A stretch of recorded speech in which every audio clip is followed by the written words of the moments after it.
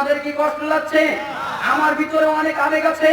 3 দিন আমি আটক ছিলাম, আমার হাতটা বেঁধে রেখেছিল সৈয়াদিরা আসার কারণে। বাড়ি থেকে বের করেছে, চাকরি খেয়েছে, সার্টিফিকেট পর্যন্ত মাদ্রাসায় দিতে চাই নাই। বলছে তোমার সার্টিফিকেট দেওয়া হবে না, তুমি তো আহলে হাদিস হয়ে গেছো। অথচ আমার জীবনে 90 এর নিচে কোনোদিন নাম্বার এসেছে এটা আমি স্বপ্নেও ভাবি নাই। আমার সার্টিফিকেটের নাম্বার 99, 100, 98, 100, 97, 100, 95 এর নিচে আমার কোনোদিন নাম্বার আসে নাই। 95 এর উপরেই এসেছে। নাই সাবজেক্টে 96, নাই 97, নাই 100ই দিতে হয়েছে। কেন? ভুল খুব কম হয়েছে। এরপরেও আমাকে বলেছে তোমাকে সার্টিফিকেট দেওয়া হবে না। কেন? তুমি আহলে হাদিস হয়েছো তাই। আরে ভাই, আহলে হাদিস তো তাকেই বলে। এরা পৃথিবীর কোন মানুষকে সম্মান দেয় না। যদি কোনো মুসি হয়, যদি কোনো মেথর হয়, যদি কোনো ভিক্ষুক হয়, যদি কোনো চোর হয়, যদি কোনো লুচ্চা হয়, যদি কোনো সন্ত্রাস হয়, আর তার কথাটা যদি আল্লাহর কথা বলে অথবা নবীর কথা বলে, তাহলে আমরা তাদের কথাকে গ্রহণ করি। আমাদের কোন রকমের চিন্তা চেতনা থাকে না। আল্লাহ নবীর কথা শুনলেই আমরা মেনে নেই। কথা বলেন ঠিক কিনা? এটাই হলো আহলে হাদিস। আহলে হাদিস কোন দলের নাম নয়, আহলে হাদিস কোন ফেরকার নাম নয়।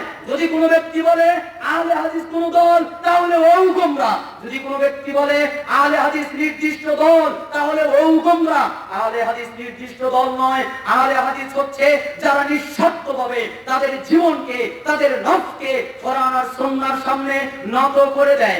কোরআন যা বলে, সুন্নাহ তাই যা বলে, ওই বিষয়কে যারা মেনে নেয়, ওরাই হলো আহলে হাদিস। কথা বলেন। আমরা মুসলমানেরা কখনো দলাদলি করতে পারি না, বিভক্ত হতে পারি না। ও মাযহাবী ভাইয়েরা, আপনাদেরকে আমি আঘাত করতে চাই না, অনুরোধ করে বলছি আপনারা বিভক্ত ত্যাগ করুন, আপনারা বিভক্ত ত্যাগ করুন, আপনারা বিভক্ত ত্যাগ করুন। আপনারা কোরআন এবং সুন্নাহমুখী হন। শুধু হেদায়ার দোহাই দিয়েন না, শুধু ফতোয়ায়ে আলমগীরির দোহাই দিয়েন না, শুধুমাত্র ওই সমস্ত কিতাবগুলোর দোহাই দিয়ে কোরআন আর হাদিসের বিরোধিতা করিয়েন না। কারণ আমাদের দেশের একটা ফতোয়া কিতাব আছে, ওই ফতোয়ার কিতাবের নাম হলো ফতোয়ায়ে আলমগীরি। ওই আলমগীরি ফতোয়া যতগুলো কিতাব থেকে নাম্বার নিয়ে নিয়ে লিখিত হয়েছে, 600 আলেমের তত্ত্বাবধানে ফতোয়ায়ে হিন্দিয়া অথবা ফতোয়ায়ে আলমগীরি লিখিত হয়েছে, 6 খণ্ডে প্রকাশিত হয়েছে।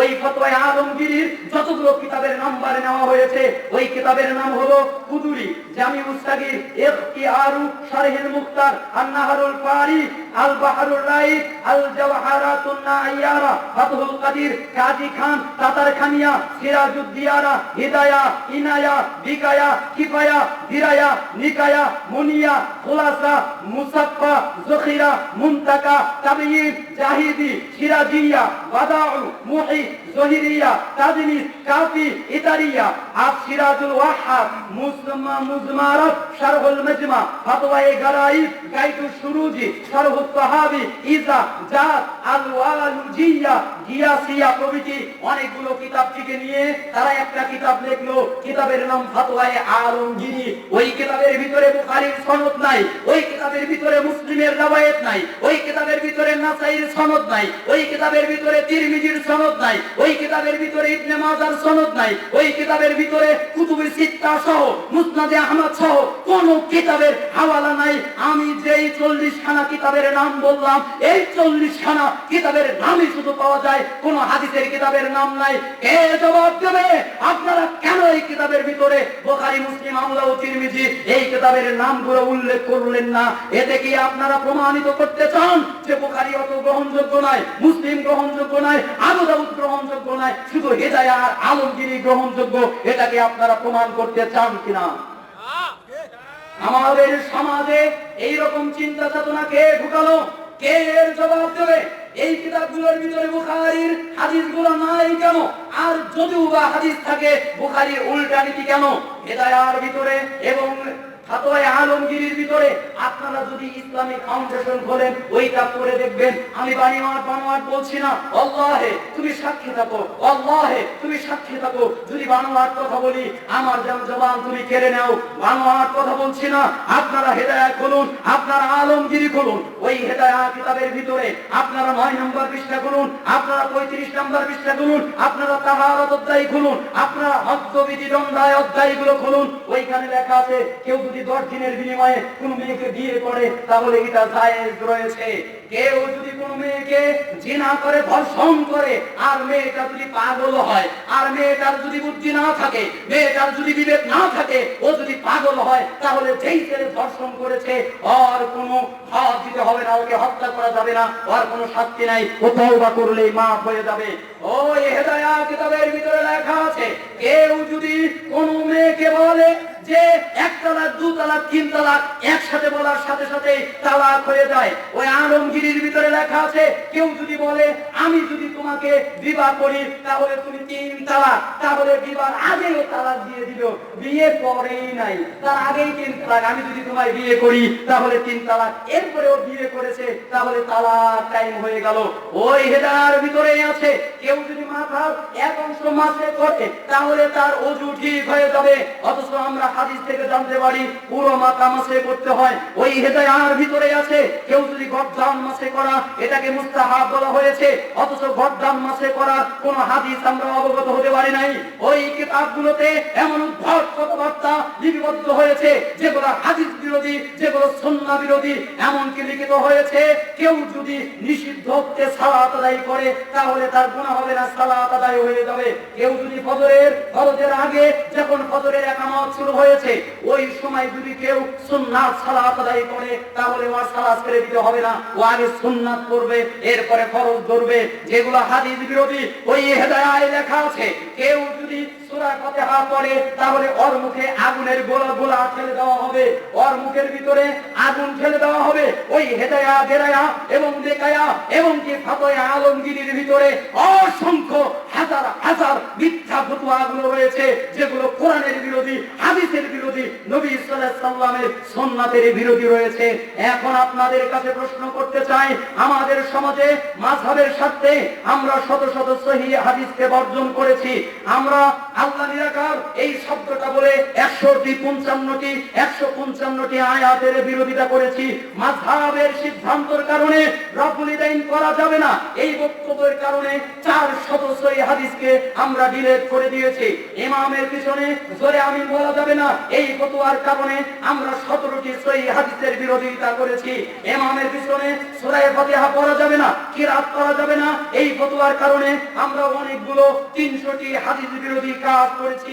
এরপরে বলেছি বেতের রাকাত 3 রাকাতেই সীমাবদ্ধ, এখানে বাড়বেও না কমবেও না, অথচ হাদিসে পাওয়া যায় 1 রাকাত করবে যদি ফজর হয়ে যাওয়ার আশঙ্কা হয়ে থাকে, অথবা 3, 5, 7 এরকম বর্ণনায় পড়তে পারে, তবে 3-এর কথা আর 1-এর কথা হাদিসে পাওয়া যায়, তবে যদি বেজর পড়ে বেজরের কথা উল্লেখ রয়েছে তাহলে পড়তে পারে। এরপরে আমরা বলছি মাগরিবের সালাতের পূর্বে কোনো সালাত নাই, আমি আমার মসজিদে মাগরিবের সালাতের পূর্বে 2 রাকাত সালাত আদায় করছি, আমার পিছন থেকে টেনে ধরে ঘাড় ধরে বলছে হাজরামি করো, মাগরিবের পূর্বে কোনো সালাত হয় নাকি, মাগরিবের পরে আবার কোন এলাকার সালাত তুমি নিয়ে এসেছো, তার মানে মাগরিবের পূর্বে 2 রাকাত সালাত আদায় করা যায় না। এই বক্তব্যটি 29টি সহিহ হাদিস বিরোধী। ঈদের সালাতে 6 তাকবীরে ঈদের সালাত আদায় করতেই হবে, এই বক্তব্যটা 152টি সহিহ হাদিস বিরোধী।